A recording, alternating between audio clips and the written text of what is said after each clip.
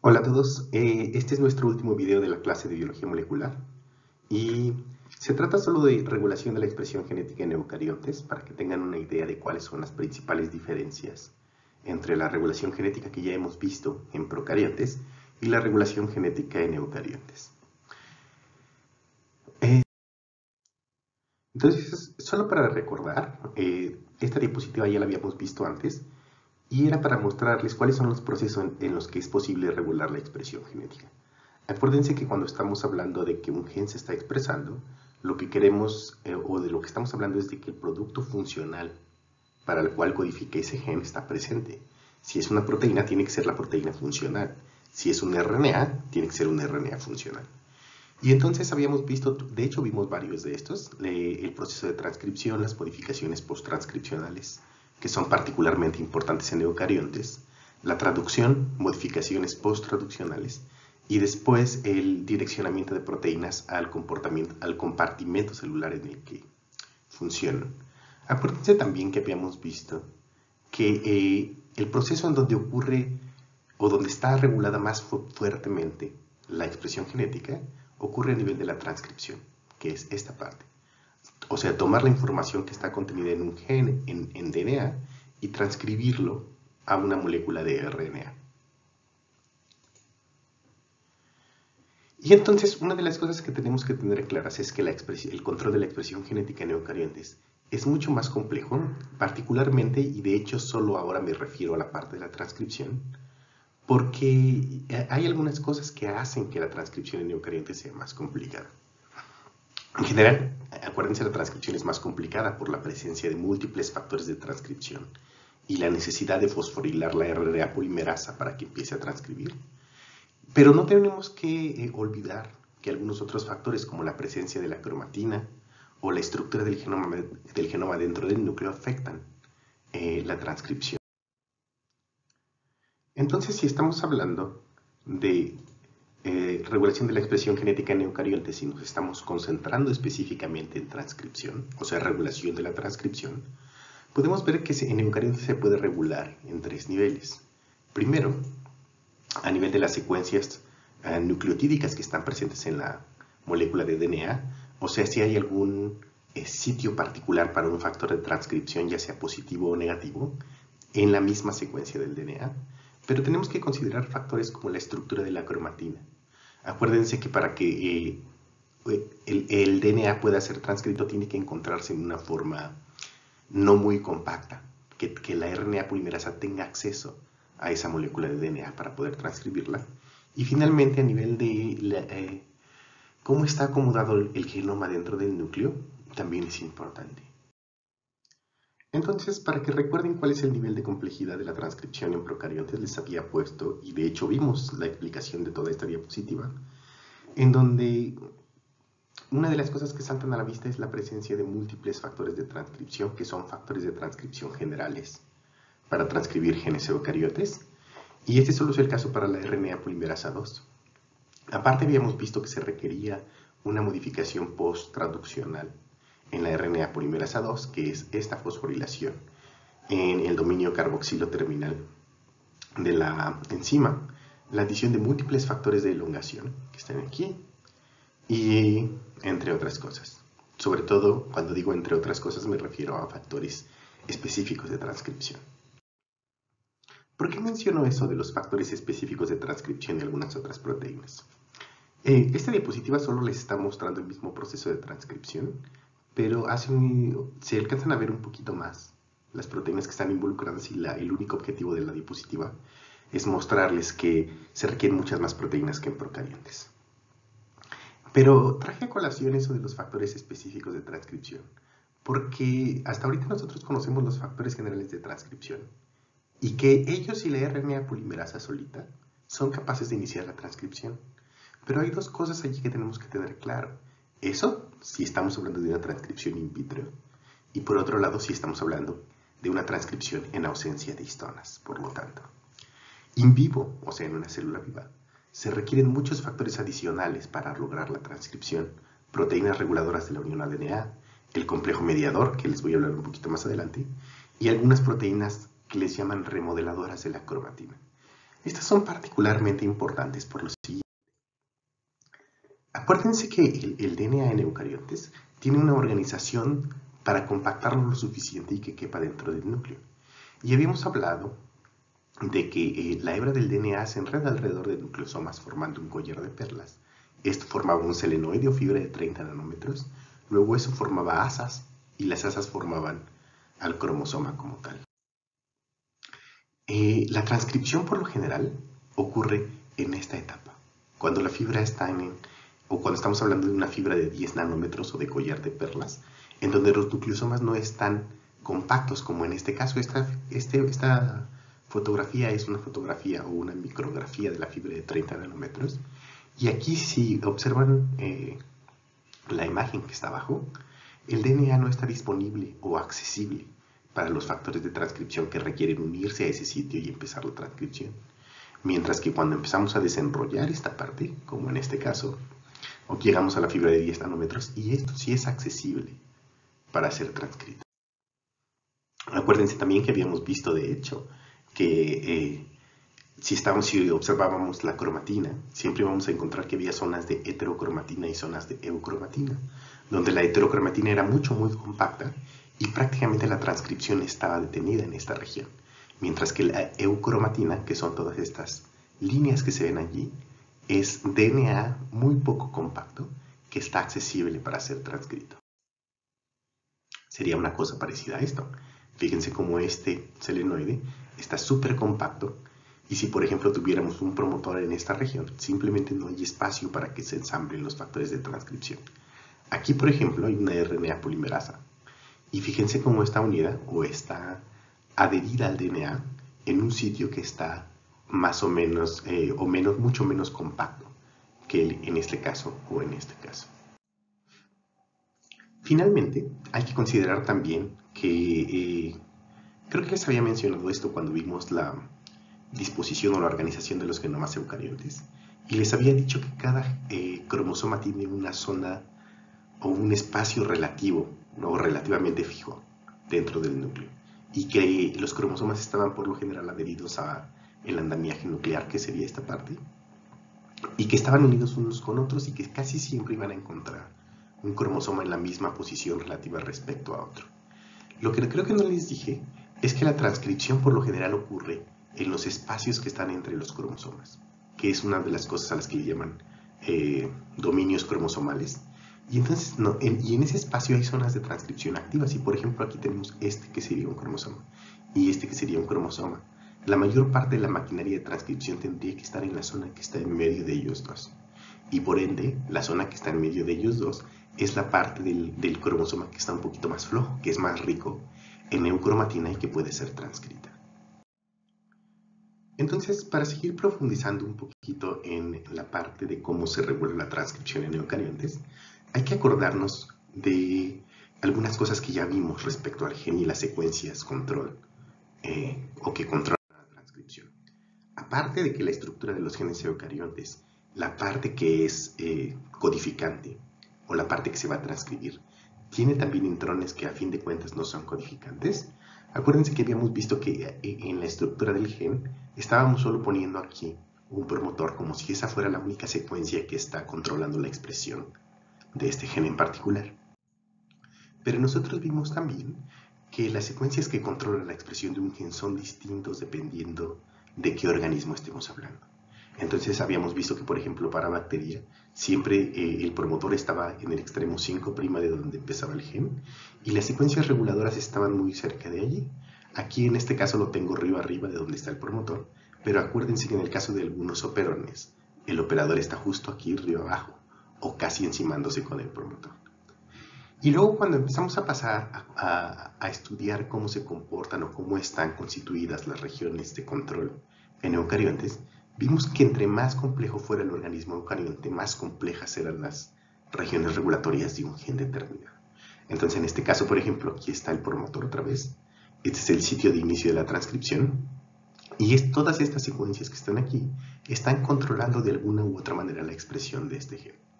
Los factores generales de transcripción se van a unir en esta región, mientras que los factores específicos de transcripción pueden unirse también muy cerca de donde está el promotor o muy lejos de donde está el promotor.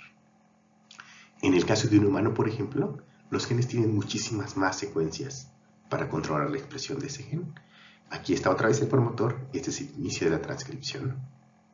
Y si hay algo que hay que notar, es que aparte de las secuencias de control para factores específicos de transcripción de este gen, que están aquí río arriba, algunos están muy cerca y otros pueden estar muy lejos. Les había dicho que esta división aquí significa que no sabemos cuál es la distancia entre este fragmento y este fragmento del DNA. Y la otra cosa importante es esta. Algunas de las regiones que controlan la expresión de este gen no necesariamente están río arriba en eucariontes. En algunos casos pueden estar río abajo de donde inicia la transcripción e incluso muy lejos río abajo de donde inicia la transcripción. Aquí, por ejemplo, es un acercamiento de la misma diapositiva que les mostré antes, solo para un gen eucarionte más complejo. De hecho, este es un esquema de un gen humano. Todos los elementos de control proximales, estos que están aquí, o más bien todos los elementos control que están cerca de donde está el inicio de la transcripción, le llamamos elementos de control proximales. Estos de aquí son sitios de unión a factores de transcripción y esto es el promotor. Pero aquí estoy señalando la estructura del promotor. Ahorita les voy a decir por qué. Por otro lado, las secuencias distales o los elementos de control distales serían todos estos que están acá. Son secuencias en la cadena de DNA que están lejos del sitio de inicio de la transcripción, pero que aún así tienen efecto en qué tanto se transcribe esa región en particular. Algunos de estos elementos distales, elementos de control distales son los potenciadores, que en inglés les llaman enhancers, los silenciadores y los elementos delimitadores o insulators. Entonces vamos a profundizar un poquito más en lo que le llamábamos la estructura del promotor. Cuando estuvimos viendo transcripción, habíamos visto que los promotores eucariontes varían bastante en cuanto a secuencia y que muchos de ellos que reconocía o que eran transcritos por la RNA polimerasa 2 tenían un elemento de control que le llamaban la caja TATA, que es esta que está aquí, y el INR, que es donde está el inicio de la transcripción. Esta era reconocida por TBP. Sin embargo, lo que quiero que vean aquí es todos estos elementos que están marcados aquí. Este. Y fíjense que están río arriba de donde está el inicio de la transcripción. Aquí es el inicio de la transcripción. Y río abajo de donde está el inicio de la transcripción. Estos elementos pueden estar en distintas combinaciones. Y todos ellos son reconocidos por proteínas que forman parte de los factores asociados a TBP o de algunos otros factores generales de transcripción. Por ejemplo, todos estos son reconocidos por el factor de transcripción 2D. Este de aquí es reconocido por el factor de transcripción 2B. Entonces, la combinación de elementos de unión a distintas proteínas en esta parte, o en cerca del inicio de la transcripción, es lo que llamamos la estructura del promotor, y lo que hace que los promotores eucariontes sean tan distintos unos con otros. Ahora, cuando estamos hablando de secuencias distales de control, estamos hablando de potenciadores, silenciadores o elementos delimitadores que les llaman insulators. Los potenciadores o enhancers lo que hacen es que son requeridos, por lo general, o es requerido que una proteína activadora esté unido a la secuencia del potenciador para que el gen se pueda expresar. En este caso, por ejemplo, aquí está el promotor, este es el sitio de inicio de la transcripción. Ahora ya saben que cuando estoy dibujando una cajita como el promotor, en este caso estoy hablando de una estructura mucho más compleja en cuanto a secuencias. Y este es un enhancer o un elemento de control distal. Lo que ocurra o las proteínas que se unan a esta región del potenciador afectan qué tanto se transcribe este gen. Y lo habíamos visto antes con un ejemplo como este, en donde esta era una cadena de DNA. Aquí estaba el inicio de la transcripción, de hecho aquí ya está abierto para comenzar a transcribir, aquí está la RNA polimerasa 2. Y les decía yo que todos estos son los factores generales de transcripción que vimos. Pero les mencioné también que en eucariontes muchas veces se requerían de factores específicos de transcripción que se unían a regiones lejanas de donde estaba el sitio de inicio de la transcripción, que son estas partes de aquí. Estas partes en azul lo que están representando es precisamente estas secuencias de los potenciadores o enhancers. Estos que están aquí marcados son factores de transcripción o proteínas activadoras que se requieren para iniciar la transcripción de este gen en particular. Muchas veces para que esta región del DNA haga de alguna manera contacto con esta región del DNA, se requiere de una serie de proteínas que son estas que están aquí, que es a la que le llaman el complejo mediador. Y aparte, para poder transcribir todo el gen, acuérdense que este DNA está empaquetado en histonas y entonces requieren proteínas que sean proteínas remodeladoras de la cromatina, o sea, que alteren la cromatina para que se haga más laxa y deje la molécula de DNA lista para ser transcrita. Hablando del complejo mediador, que es esto que está aquí, les decía yo que es una serie de proteínas que pueden que funcionan como una especie de puente entre las proteínas activadoras que están uniéndose a las secuencias potenciadoras y los factores de transcripción generales que están ensamblados justo sobre donde está el promotor. ¿Cuál es la parte interesante de esto? Esta bola que está dibujada aquí, en realidad son muchísimas proteínas distintas. Todas estas son solamente un ejemplo de algunas de las proteínas que componen el complejo mediador en levaduras y estas algunas de las proteínas que forman el complejo mediador en humanos. Una de las cosas que añaden mayor complejidad a esto es que no siempre van a encontrar las mismas proteínas en todos los complejos mediadores. Algunas de estas proteínas están o son específicas para interaccionar con algunas de estas proteínas activadoras. Y algunas de estas proteínas que están aquí están específicas para interaccionar con algunos de los factores generales de transcripción o con algunos de los factores específicos de transcripción que estén unidas en esta región. Entonces, dependiendo de qué gen estemos hablando, la composición del complejo mediador puede variar, incluso en el mismo organismo. Ahora, los remodeladores de la cromatina también son diferentes para distintos promotores. Les había yo dicho que algunos activadores que se pueden unir a secuencias del enhancer, a veces lo que hacen es no interaccionar directamente con el complejo mediador o con la polimerasa, sino con otra serie de proteínas que lo que hacen es estar encargadas de facilitar que la RNA polimerasa pueda transcribir la cadena de DNA mediante el reclutamiento de proteínas que pueden alterar la estructura de la cromatina.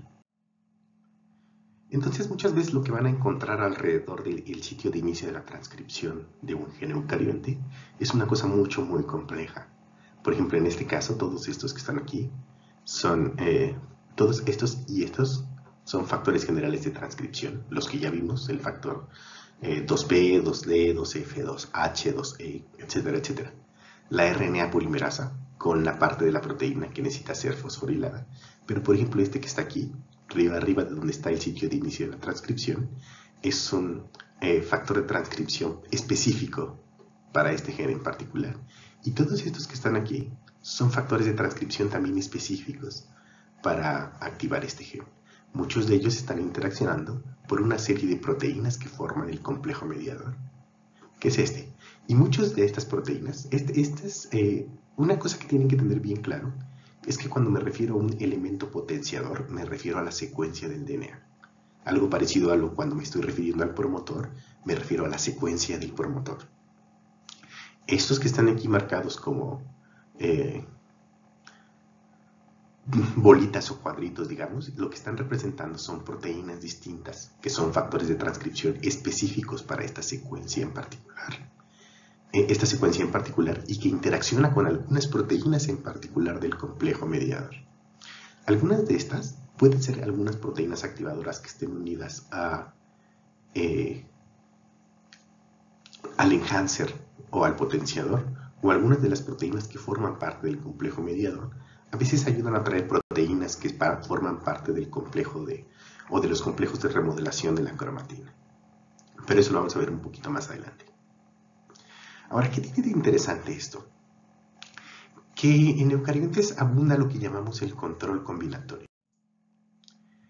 El control combinatorio es una manera de referirse al control de un gen cuya expresión depende de que estén presentes múltiples factores al mismo tiempo. En el caso anterior, lo que les decía, tenía que estar todos los factores generales de transcripción, un factor específico de transcripción, y luego todos los factores de transcripción que se unen al enhancer. Y todos tienen que estar presentes al mismo tiempo en la zona para que se transcriba ese gen en particular. Eso nos lleva a el hecho de que muchos genes comparten factores de transcripción. Y en realidad eso te puede permitir de alguna manera coordinar la expresión de muchos genes que necesitas en un momento determinado. ¿Se acuerdan que en procariontes una manera de hacer eso era, por ejemplo, con los operones? Todos los genes que requieres para un proceso estaban controlados por la misma región reguladora. En el caso de los eucariontes, muchas veces utilizas un mismo factor de transcripción, pero tienen que estar presentes, o más bien, genes comparten un mismo factor de transcripción, pero al mismo tiempo tienen que estar presentes factores específicos de transcripción para ese gen en particular. Entonces, por ejemplo, aquí lo que les estoy mostrando es un gen A cualquiera, un gen B cualquiera, y este tiene 1, 2, 3, 4 sitios en donde se tienen que unir factores de transcripción positivos para que ese se transcriba. O sea, únicamente se va a transcribir si estos 4 están presentes al mismo tiempo en el mismo lugar. Este gen B, por ejemplo, tiene 3 factores de transcripción que son que requiere para que pueda ser transcrito. Ahora, una de las cosas que quiero que vean es esta. Ambos, el gen A y el gen B, comparten este sitio y de hecho comparten este activador. Entonces, una manera de asegurarte que puedes controlar la expresión de genes de manera coordinada es si algunos de ellos tienen un elemento en común. Entonces, por ejemplo, yo podría tener en el gen A este activador y este activador, y en el gen B este activador y este activador, y tener la expresión totalmente apagada porque nos falta uno. Pero en el momento en que aparece el activador 3, puede activar a los dos genes al mismo tiempo y los dos genes empiezan a transcribir al mismo tiempo. Sin embargo, si por alguna razón, por ejemplo, faltara este, no importa que esté presente el 3, yo puedo expresar solo este gen sin tener que expresar este otro gen. Eso es un ejemplo de, o una de las cosas que utilizan, por ejemplo, o que se utiliza para el control de la expresión mediado por hormonas, por ejemplo. Fíjense, estos son 3 genes distintos, gen 1, gen 2 y gen 3, que tienen un nivel de expresión determinado. Aquí dice que se están expresando a un nivel bajo. Y fíjense que los 3 comparten el mismo sitio de unión para una misma proteína, que en este caso es este factor de transcripción que está aquí. Pero este factor de transcripción solo puede unirse a este sitio si está unido con su molécula efectora, que en este caso es una hormona glucocorticoide. Entonces fíjense, estos 3 tienen distintos sitios de transcripción o distintos sitios de unión a proteínas activadoras que son distintas las proteínas activadoras y mantienen la expresión en un nivel más o menos basal. Cuando se quiere incrementar la expresión de esos 3 genes al mismo tiempo, de manera coordinada, lo que se requiere es que esté presente una hormona glucocorticoide que se une a esta proteína y la proteína cambia su estructura tridimensional, de manera que ahora tiene afinidad por su sitio de unión. Entonces, en los 3 se une la proteína ya activada con el glucocorticoide y entonces la transcripción o la expresión de estos genes que están controlados por este factor de transcripción se activa. Esto me sirve para mostrarles un poquito cómo funciona o cómo a veces organismos eucariontes complejos como nosotros responden o ajustan la expresión de ciertos genes en respuesta a una hormona determinada. En el caso de las hormonas particularmente, las hormonas son moléculas pequeñitas muy hidrofóbicas. Y entonces usualmente viajan a través del torrente sanguíneo unidas a alguna proteína transportadora. Y cuando llegan al sitio en donde tienen que ejercer la acción, como son moléculas muy hidrofóbicas, pueden atravesar la membrana plasmática. Y una vez que atraviesan la membrana plasmática, pueden atravesar la membrana nuclear. Es en la membrana nuclear en donde van a encontrar a su receptor. Este receptor que estoy mostrando aquí sería el equivalente a este receptor que estoy mostrando acá. Y entonces, una vez que la hormona se unió con su receptor, el receptor funciona como un factor de transcripción y se une a los sitios de unión para ese factor de transcripción en particular y activa la transcripción de un conjunto de genes determinado. Aquí está la transcripción, aquí está este RNA mensajero que se generó traduciéndose y aquí está la proteína que va a llevar a cabo la función que se está requiriendo en respuesta a la señalización por esta hormona. Hablando otra vez de los elementos distales de control de la expresión genética, ya habíamos visto esta parte de aquí, en donde una secuencia potenciadora une ciertas proteínas activadoras, y estas proteínas activadoras interaccionan con el complejo de iniciación de la transcripción, que está cerca de un promotor. Pero ahora, acuérdense también que les mencioné que estas secuencias distales pueden estar arriba abajo o arriba del gen, como en este caso, por ejemplo. En este caso aquí está el promotor y hay una secuencia potenciadora que está unida con sus respectivos proteínas activadoras que interaccionan con este promotor en particular. Para poder tener como más control respecto a cuáles genes puede influenciar, o la transcripción de cuáles genes se puede influenciar por un potenciador o un enhancer, existen los otros elementos delimitadores de los que hablamos, que en este caso es el que llaman un insulator. Un insulator es también una secuencia de DNA. Y en esta secuencia de DNA se unen proteínas que tienen sitios de unión para esa secuencia en particular de DNA. Entonces lo que ocurre con esto, un insulator significa aislar. Y entonces lo que hacen los insulators es que aíslan regiones del DNA para que no puedan ser influenciadas por potenciadores que están en la vecindad de ese promotor. Por ejemplo, en este caso, fíjense, vamos a ver varios casos aquí. En este caso aquí está el promotor y aquí está su potenciador. Cuando este tiene sus dos proteínas de activación unidas, este puede activar la transcripción del complejo de iniciación que está aquí en el promotor y entonces la transcripción de este gen inicia. Si dentro de esta distancia o de este fragmento de DNA que está entre el potenciador y el promotor se encuentra un elemento insulator unido con sus proteínas de unión, no importa que este potenciador tenga sus dos proteínas activadoras, simplemente no puede interaccionar o no puede tener ningún efecto sobre lo que esté ocurriendo de este lado del elemento delimitador. Entonces, si ampliamos un poquito más para ver qué hay más hacia acá, podríamos tener una situación como esta, en donde aquí hay otro promotor que está controlando la expresión de otro gen, que en este caso este es el sitio de inicio de la transcripción y va de aquí para allá.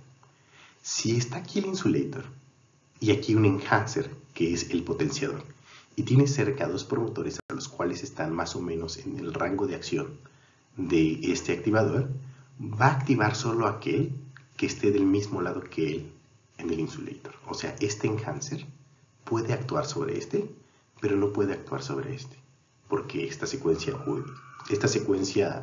de aislamiento junto con estas proteínas están impidiendo la interacción entre este potenciador y este promotor. Entonces, para este promotor, si todavía tuviera que ser activado, se requiere que haya un enhancer o un potenciador del otro lado, en la misma vecindad o en la misma delimitación que marca el insulator. Entonces, ahorita ya vimos dos elementos de control distales. Uno de ellos es el potenciador, que acuérdense se requería para reclutar al complejo mediador, para interaccionar y activar la RNA polimerasa, o para reclutar proteínas que remodelan la cromatina, y para controlar sobre qué genes tiene efecto ese potenciador en particular. Existen otros elementos de regulación que les llamamos insulators o elementos delimitadores que delimitan cuál es el rango de acción o la jurisdicción, digamos, de ese potenciador en particular. Ahora, les había yo dicho que algunas de las proteínas activadoras que interaccionan con los activadores o con los potenciadores, perdón, reclutan elementos remodeladores de la cromatina o acetilasas de histonas. Estas proteínas lo que hacen es hacer o poner marcas post-traduccionales sobre las colitas de las histonas. Si nosotros pudiéramos acercarnos a ver una histona, este sería el núcleo de la histona. Acuérdense que 8 de estos núcleos son los que forman un nucleosoma. Y entonces estas histonas siempre tienen una parte en el extremo amino terminal que está como saliendo del nucleosoma, está expuesto. Y dependiendo de qué modificaciones post-traduccionales haya en esas regiones y qué combinaciones haya, hay un efecto sobre la compactación de la cromatina. Fíjense, en esta diapositiva espero que les quede un poquito más claro. Esto que tenemos aquí es un nucleosoma. Lo que está en el centro del nucleosoma son las histonas, y esto que está en gris es el DNA que está alrededor. Fíjense que aquí las cosas que protruyen de las histonas son los extremos amino terminal de cada una de esas histonas. Y estos pueden ser modificados posttraduccionalmente. Les había ya dicho que existen muchas modificaciones, pero aquí me voy a enfocar en dos en particular porque tienen un efecto importante sobre la regulación de la expresión genética. La primera de ellas es esta que está aquí. Esta marquita que está en rojo representa que se le añada un metilo a algunos residuos o aminoácidos de las colitas de las histonas. Estas, por ejemplo, ya están metiladas. El efecto que tiene la metilación de histonas es que recluta algunas proteínas, a las que les llaman proteínas con cromodominios, y lo que hace es, si este nucleosoma está metilado, empiezo a metilar los nucleosomas vecinos. Y entonces lo que sucede cuando los nucleosomas están metilados es que la cromatina empieza a compactarse. Eso obviamente lo que hace es que si había algún sitio de inicio de la transcripción allí, algún promotor, algún sitio de unión para un activador, etcétera, etcétera, queda atrapado dentro de la cromatina súper compacta y entonces es inaccesible para los factores de transcripción y la expresión de ese gen se apaga. Por otro lado, el caso contrario es este. También en las mismas regiones aminoterminal de las histonas, muy probablemente en distintos residuos, se pueden añadir marcas de acetilación, un grupo acetilo unido en partes específicas de la histona. Y lo que hace eso es una señal para hacer exactamente lo contrario, o sea, para aflojar la cromatina, para que los nucleosomas no estén tan compactos. Y muchas veces la acetilación de una histona atrae a otras proteínas, en este caso son estas proteínas que les llaman proteínas con bromodominios, y lo que hacen es expandir esa señal de acetilación en las histonas que están alrededor. De manera que pasa de una cromatina que está compacta a una cromatina que está laxa y que es accesible para ser transcrita. El efecto, por ejemplo, las histonas que están cerca de este sitio donde está la RNA polimerasa 2 y en esta parte que está suelta, probablemente están acetiladas. Mientras que todas las histonas que forman parte de estos nucleosomas, que están súper compactos, por lo general están metiladas o no acetiladas. Fíjense que cuando el nucleosoma simplemente no tiene ninguna modificación, está relativamente compacto. Se quiere compactar más, se metila.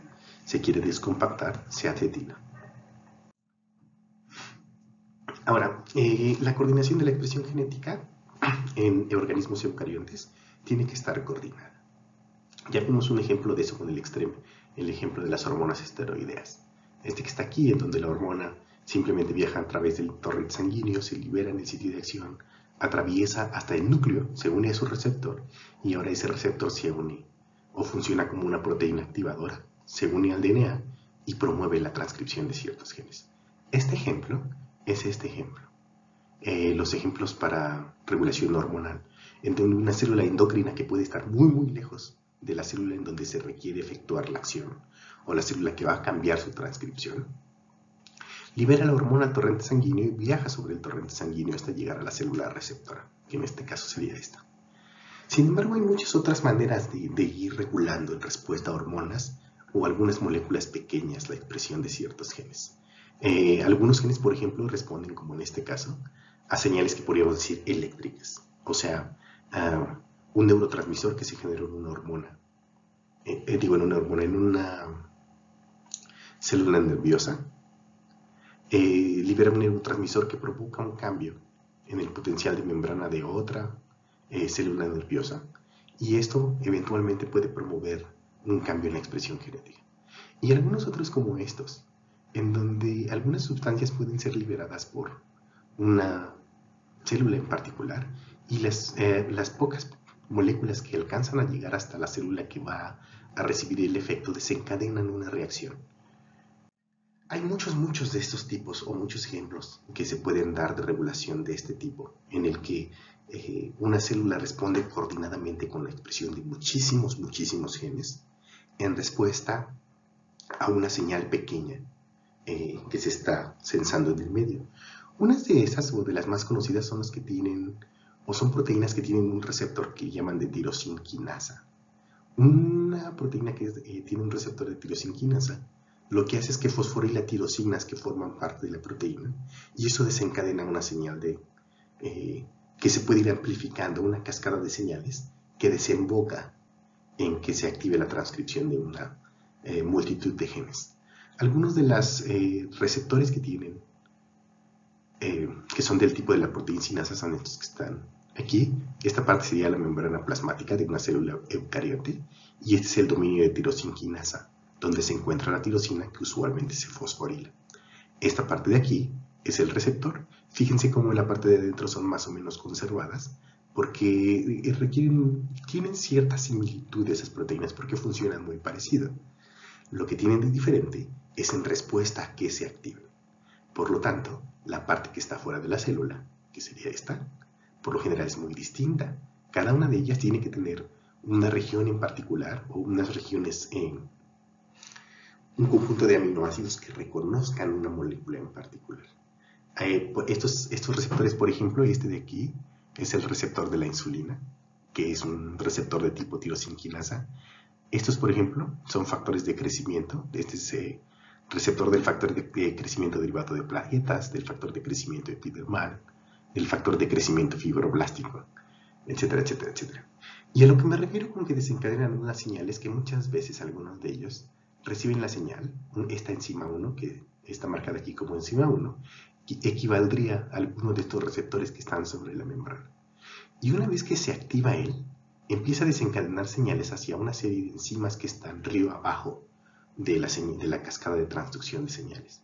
Entonces, esta enzima, este receptor, puede activar a una serie de enzimas que a su vez activan a otra serie de enzimas, y la señal va pasando hacia abajo hasta que llega al punto en donde se activan ciertos proteínas que funcionan como activadores transcripcionales, y entonces desencadenan la expresión.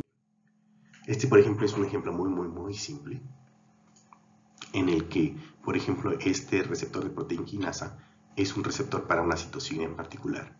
Cuando la citosina en particular llega y se une al receptor, estas dos moléculas que son iguales se unen y forman un dímero, y entonces se autofosforilan. O sea, esta molécula fosforila esta molécula, esta molécula fosforila esta molécula. Acuérdense que la fosforilación es añadir un grupo fosfato en una posición determinada de la proteína, y están representadas por estas bolitas que están aquí en gris, son las fosforilaciones. Una vez que esto está fosforilado, cambia la estructura de este dominio intracelular, y entonces hay otras proteínas que pueden reconocer estos dominios siempre y cuando estén fosforilados. Estas dos que están representadas aquí por estas dos proteínas. Estas se unen al receptor fosforilado, y el receptor fosforilado hace que se fosforilen también. Cuando estos dos están fosforilados, fíjense que aquí están como monómeros, es decir, les gusta estar separadas. Pero cuando ya están fosforiladas, ahora se transforman en un dímero, se unen, y eso hace que cambie su actividad. Y la actividad que tienen estas proteínas en particular es que fíjense que antes de estar fosforiladas estaban muy felices en el citoplasma. Y esta es la membrana nuclear. Una vez que están fosforiladas, ahora pueden ser importadas a través del poro nuclear. Y dentro del poro nuclear pueden unirse a regiones en el DNA, que son sitios de activación, porque ahora son proteínas activadoras. Y como son proteínas de activación, activan la expresión de ciertos genes. Esto aquí es para recordarles que aquí, por ejemplo, solo estoy viendo una pequeña parte. Es como si yo me hubiera ido de aquí de la enzima 1, que sería este receptor, que activa una proteína 2, y esta proteína 2 hace el efecto, o se lleva activa la transcripción de algunos genes. Pero en muchos casos, lo que activa es una proteína que puede funcionar o que puede estar, que es como un mensajero más, y entonces que va pasando la señal río abajo y activando una serie de proteínas extra que puede desencadenar la activación de miles y miles de genes. En algunos casos no es tan directa la cosa, sino que, por ejemplo, imagínense que estas proteínas que están activando activan a este gen, y este gen es un factor de transcripción que es necesario para activar a muchos otros genes. O sea, todo este proceso solo se realizó para hacer la síntesis de un factor de transcripción que controla muchos otros genes. O sea, estoy haciendo la transcripción de lo que llamaban ustedes en su tarea un gen regulador. Los genes reguladores tienen como si fueran jerarquías. Entonces, por ejemplo, si alguno de estos genes está activo, este gen puede activar la expresión de todos estos genes. Y este gen activa la expresión de todos estos genes. Y este gen activa la expresión de todos estos genes. Y estos activan la expresión de todos estos genes.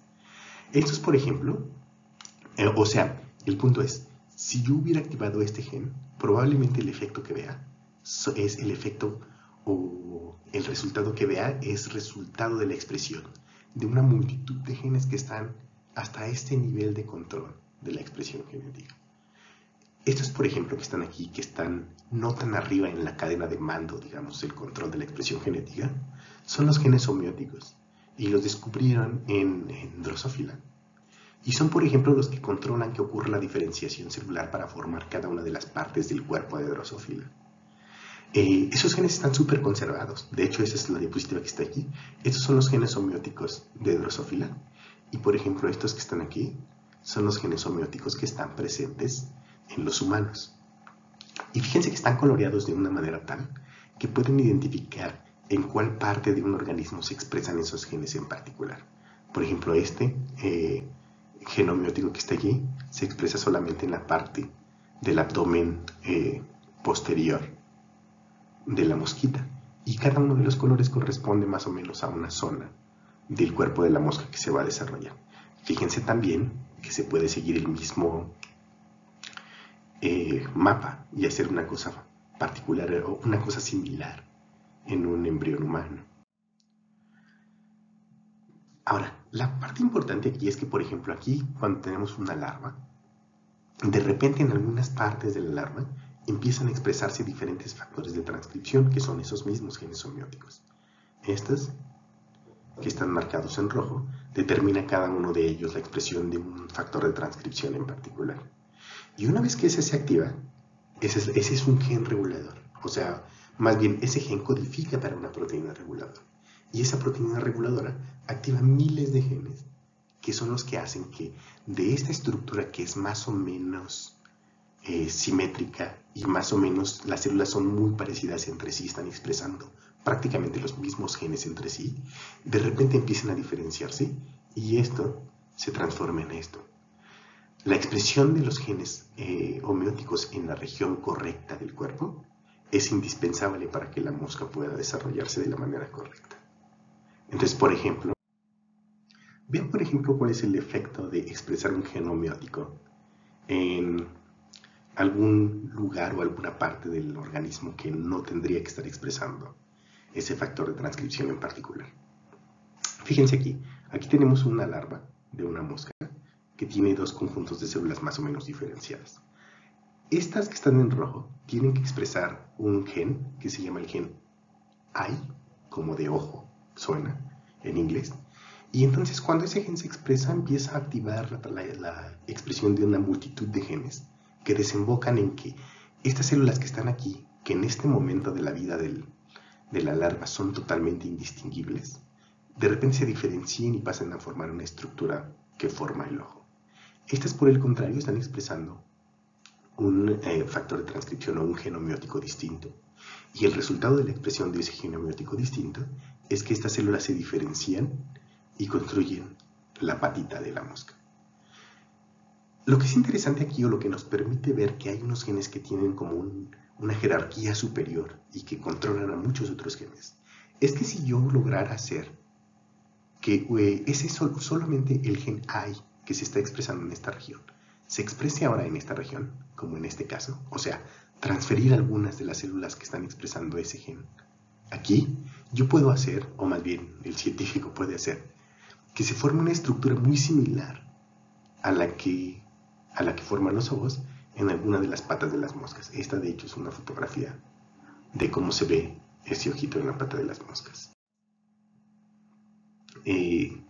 La expresión de algunos genes homeóticos en un lugar distinto al que se supone que deberían de estar ocurriendo ha permitido precisamente identificar algunos genes que tienen estas funciones de regulación sobre muchos otros genes. En este caso, por ejemplo, esta es una mosquita normal. Esta es una mosquita no normal. Y esto que le está saliendo aquí son las patitas de la mosquita, porque está expresando un gen homeótico que no debería de estar expresándose en esta región del organismo. Y ya, llegamos al final de la presentación y al final del curso. Espero que se hayan quedado con la idea que quería transmitirles con este video, que es que la regulación genética en eucariontes es muy distinta a lo que ocurre en procariontes. Espero que ahora tengan una idea más clara de por qué les insisto durante todo el curso en algunas cosas en particular, como las diferencias entre eucariontes y procariontes, porque al final de cuentas esas diferencias influyen en los procesos de expresión genética y de regulación de la expresión genética. Nos faltaron ver algunas cosas, como el silenciamiento del DNA o la regulación epigenética. Si alguno de ustedes tiene interés, espero que traten de cultivarse un poco más en estas vacaciones que vienen, aprender un poquito más. Y nos estamos viendo. Buena suerte con el examen que vamos a tener el lunes y hasta pronto.